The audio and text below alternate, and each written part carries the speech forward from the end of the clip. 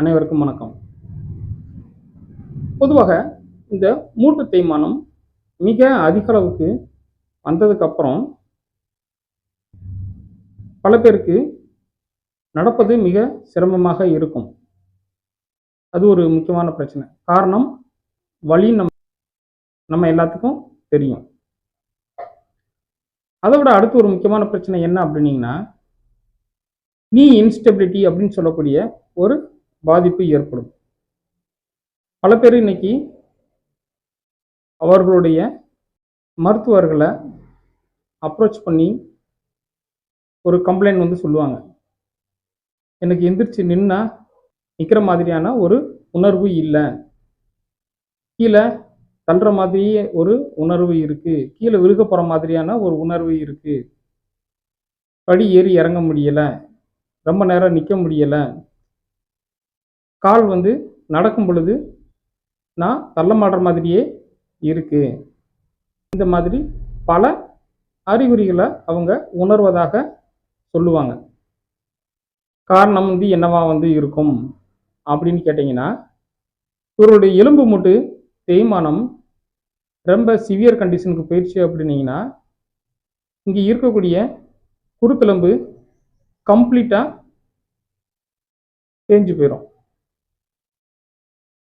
அப்போ இங்கே குருத்தெலும்புக்கு இருக்க வேண்டிய இடத்துல எதுவுமே இல்லாததுனால அந்த இரண்டு எலும்புகளுக்கு இடையில ஒரு சிறிய ஸ்பேஸ் அதிகமாக ஆரம்பிச்சிடும். இது ஒரு முக்கியமான பிரச்சனை. அதை தொடர்ந்து பக்கத்தில் இருக்கக்கூடிய லிகமெண்ட்னு சொல்லக்கூடிய அந்த சவ்வு பகுதியில் எல்லாம் வழக்கமாக இருக்கக்கூடிய அந்த எலாஸ்டிசிட்டி பவர் இல்லாமல் கம்ப்ளீட்டாக லூஸ் ஆக ஆரம்பிச்சிடும். அதுவும் நம்மளுக்கு தெரியும். ஏன்னா இந்த மூட்டு திடீர்னு வீங்கும், திடீர்னு வீக்கம் குறையும், திடீர்னு வலி வரும், திடீர்னு நம்ம நடக்க முடியாமல் கம்ப்ளீட் ரெஸ்ட்டில் இருப்போம், அதுக்கப்புறம் நடப்போம். இந்த மாதிரி இன்டர்மிட்டண்ட்டாக முழங்காலுக்கு வேலை கொடுக்கும் பொழுது அங்கே இருக்கக்கூடிய லிகமெண்ட்னு சொல்லக்கூடிய அந்த மற்ற ஸ்ட்ரக்சர்ஸ் எல்லாமே கொஞ்சம் கொஞ்சமாக அதோடைய எலாஸ்டிசிட்டி பவர் குறைஞ்சி ஒரு ஸ்டேஜில் அது லாக்சிட்டின்னு சொல்லக்கூடிய பெர்மனண்ட்டாக எக்ஸ்பென்ஷன் ஆன ஒரு ஸ்டேஜ்லேயே நிற்க ஆரம்பிச்சிடும். நம்ம இதை லிகமெண்ட் லாக்சிட்டின்னு சொல்லுவோம். இது ஸ்போர்ட்ஸ் இன்ஜுரி ஆனால் கூட நம்மளுக்கு வரும். இந்த பாதிப்பு இந்த முழங்கால் மூட்டு தேய்மானம் இருப்பவர்களுக்கு வரக்கூடிய வாய்ப்புகள் மிக மிக அதிகம். இவங்களுக்கு டிஃபார்மிட்டி இருக்கும். நம்ம ஏற்கனவே சொன்ன மாதிரி பொதுவாக கால்கள் வெளிப்பக்கமாக வளைந்து போவதற்கான ஒரு வாய்ப்புகள் மிக மிக அதிகமாக இருக்கும். இதனால இவங்களுக்கு அந்த பாடி வழியாக போகக்கூடிய லைன் ஆஃப் கிராவிட்டின்னு சொல்லக்கூடிய அந்த புவியீர்ப்பு விசை செல்லக்கூடிய அந்த கோடு கொஞ்சம் மாறுபடும். இதனால என்ன ஆகும் அப்படின்னீங்கன்னா, இவங்களுக்கு நார்மல் வாக்கிங் பேட்டர்ன் இருக்காது. நம்ம நிறைய பேரை கவனிச்சிருப்போம். அந்த கால் அதிகமாக வளைந்த ஒரு நிலையில் இருக்கக்கூடியவர்கள் நடக்கும் பொழுது பக்கவாட்டாக அங்கிட்டு இங்கிட்டு ஆடிக்கிட்டே நடக்கிறத நம்ம கவனிச்சிருப்போம். எங்கிட்டு இங்கிட்டு ஆடிக்கிட்டே நடப்பாங்க. இது இந்த டிஃபார்மிட்டி ரொம்ப அதிகமாயிடுச்சுனாலும் இந்த பிரச்சனை இருக்கும். ரைட். கடைசியாக பார்த்தீங்கன்னா, இந்த குருத்தெலும்பு பகுதி கம்ப்ளீட்டாக தேஞ்சு போகிறதுனால இங்கே இருக்கக்கூடிய அந்த நரம்பு செல்கள் மற்றும் அந்த மூட்டு பகுதியில் ஏற்படக்கூடிய அசைவை கண்காணித்து அதை மூளைக்கு சொல்லக்கூடிய அந்த செல்கள் எல்லாம் கம்ப்ளீட்டாக டிஸ்ட்ராக்ஷன் ஆயிரும். இதனால அங்கே என்ன ஆகும் அப்படின்னீங்கன்னா, ப்ராப்ரியோசெப்ஷன் சொல்லிட்டு ஒரு வேலை இந்த மூட்டு பகுதியில் இருக்கும். ப்ராப்ரியோசெப்ஷன்னா நம்மளுடைய மூட்டு பகுதி எந்த நிலையில் இருக்குன்னு நாம் உணரக்கூடியது. மடங்கிய நிலையில் இருக்கா, நின்ன நிலையில் இருக்கா, உட்கார்ந்த நிலையில் இருக்கா, இல்லை அங்கே அதிகமான லோடு கொடுக்குறோமா, அதில் பெயின் எதுவும் தெரியுதா, இந்த மாதிரியான பல வேலைகளை இந்த குருத்தெலும்பு பகுதியில் இருக்கக்கூடிய ப்ராப்ரியோசெப்டார்ஸ் மூளைக்கு அடிக்கடி கொண்டு போய் அனுப்பும். இந்த குருத்தெலும்பு முழுமையாக தேஞ்சு போகிற காரணத்தினால இந்த ப்ராப்ரியோசெப்டார்ஸ் அங்கே இருக்காது. அந்த ப்ராப்ரியோசெப்ஷன் சொல்லக்கூடிய அந்த மூட்டு பகுதியை உணரக்கூடிய அந்த தன்மை நமக்கு இல்லாமல் போயிடும். கடைசியாக அந்த முக்கியமான காரணம் தான் இன்னைக்கு பல பேருக்கு இருக்கக்கூடிய ஒரு முக்கியமான காரணமாக நம்ம சொல்லலாம். என்ன அப்படின்னீங்கன்னா, இந்த தசை வலுவிழந்து போவது. ஏன்னா நம்ம வந்து இந்த மூட்டு பகுதி அதிக அழுத்தம் ஏற்படுவதற்கு முக்கியமான காரணமும் இந்த தசைப்பகுதி தான்.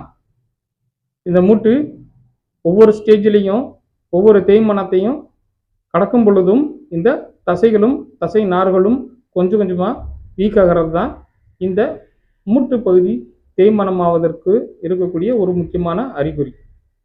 இப்போ இந்த எல்லா பிரச்சனையும் வந்து சேர்ந்து தசையும் வந்து வீக்காக வந்து இருக்கிற ஒரு முக்கியமான காரணத்தினால தான் இவங்களால நிற்பதும் நடப்பதும் அவர்களுக்கு மிக கடினமாக இருக்கும். இப்போ நம்ம இந்த பிரச்சனைக்கு என்ன தீர்வு இருக்கு அதை நம்ம வந்து பார்க்கலாம்.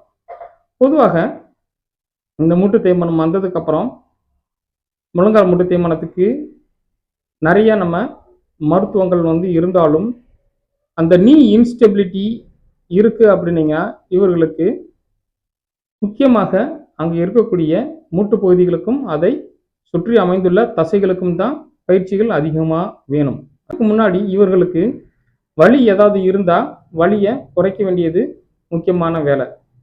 அது என்ன மருத்துவம் செய்தினாலும் நம்ம வந்து வலியை வந்து குறைச்சிக்கிறலாம்.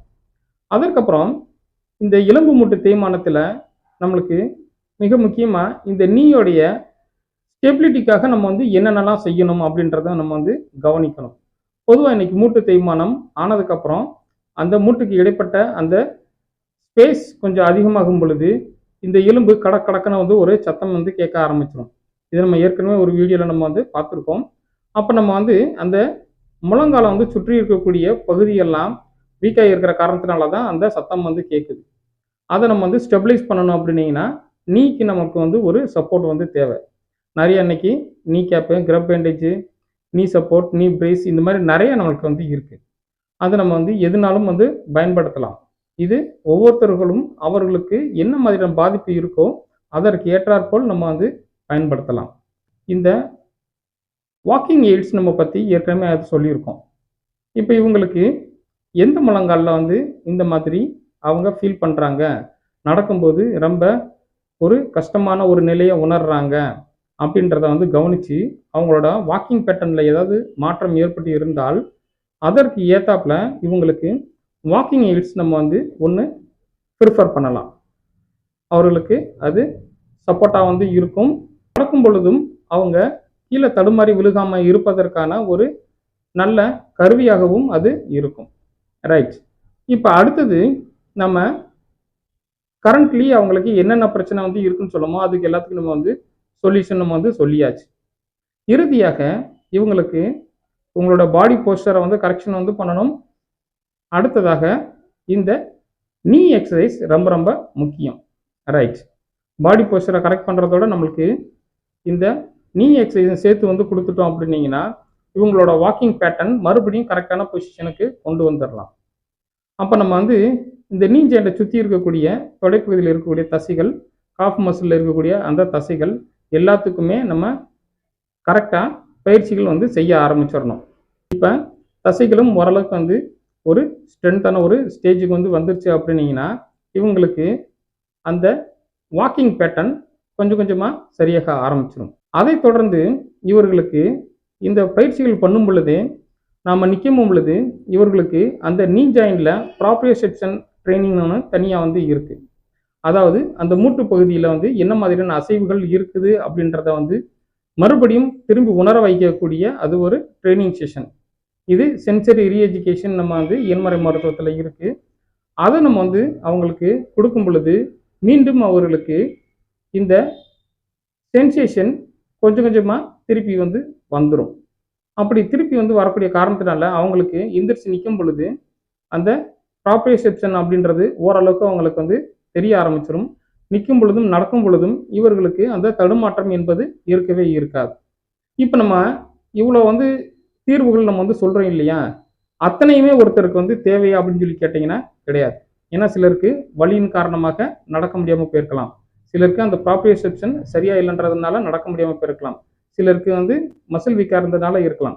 ஸோ அப்போ ஒவ்வொருத்தருக்கும் என்ன மாதிரியான காரணங்கள்னால இவர்களுக்கு பாதிப்பு ஏற்பட்டு இருக்கு அப்படின்றத கரெக்டாக அனலைஸ் பண்ணிட்டு அதுக்கப்புறம் தான் நாம் இவங்களுக்கு தேவையான அந்த மருத்துவங்களை செய்வோம். இப்போ இறுதியாக இந்த மூட்டில் நம்மளுக்கு எலும்பு வளைந்து போகக்கூடிய ஒரு பிரச்சனை வந்து இருந்ததுனால இவங்க நடக்க முடியல அப்படின்னீங்கன்னா, இவர்களுக்கு நீ ஸ்டெபிலிட்டி வந்து கொண்டு வரது கொஞ்சம் கடினமான ஒரு விஷயமா வந்து இருக்கும். முதல் 60 வயது இருக்கக்கூடியவர்களாக இருந்தால் வேறு எதுவும் பிரச்சனை இல்லாம வந்து இருக்கிற பட்சத்துல இவர்களுக்கு மூட்டு மாற்று அறுவை சிகிச்சை செய்யக்கூடிய வாய்ப்புகள் வந்து இருக்கும். அதைத் தொடர்ந்து நம்ம வந்து எண்முறை மருத்துவங்கள் போன்ற சிகிச்சைகளை வந்து செஞ்சுட்டு நம்ம மறுபடியும் நார்மலா நம்ம வந்து வாக் பண்ண ஆரம்பிச்சிடலாம். ஒருவேளை இவங்களுக்கு மூட்டு மாற்று அறுவை சிகிச்சை பண்ண முடியாத ஒரு காரணம் வந்து இருந்துச்சு அப்படின்னீங்கன்னா, இவர்களுக்கு என்ன மாதிரியான பயிற்சிகள் வந்து இருக்கும் அப்படின்னீங்கன்னா, பெட்லேயே செய்யக்கூடிய பயிற்சிகள் ரொம்ப அதிகமாக இருக்கும். அதைத் தொடர்ந்து கொஞ்சம் கொஞ்சமா இவங்களுக்கு நிற்கக்கூடிய பயிற்சிகள் வந்து இருக்கும். ஆனா இவங்களால வந்து செல்ஃப் ஆக்டிவிட்டீஸை மட்டும் பண்ணக்கூடிய அளவுக்கு பயிற்சிகள் வந்து கொடுத்து இவர்களுக்கு அன்றாட வேலைகளை செய்யக்கூடிய அளவுக்கு நாம இவங்களை தயார் பண்ணிடலாம். ஸோ அப்போ நம்மளுக்கு இந்த மூட்டு தேய்மானத்துக்கு நம்ம என்னென்னலாம் செய்யணும் செய்யக்கூடாதுன்றதை நமக்கு நல்லா வந்து தெரிஞ்சுக்கிட்டா வந்து போதும். நாம மறுபடியும் நம்மளுடைய நீ ஸ்டெபிலிட்டி மறுபடியும் கொண்டு வர முடியும். அதன் மூலமாக நம்மளுடைய அன்றாட வேலைகளை தொடர்ந்து செய்ய முடியும். இந்த வீடியோவை தொடர்ந்து பார்த்ததுக்கு மிக்க நன்றி. மீண்டும் அடுத்த ஒரு வீடியோவில் உங்களை சந்திக்கிறேன். தேங்க்யூ ஃபார் வாட்சிங் வீடியோ. Thank you very much.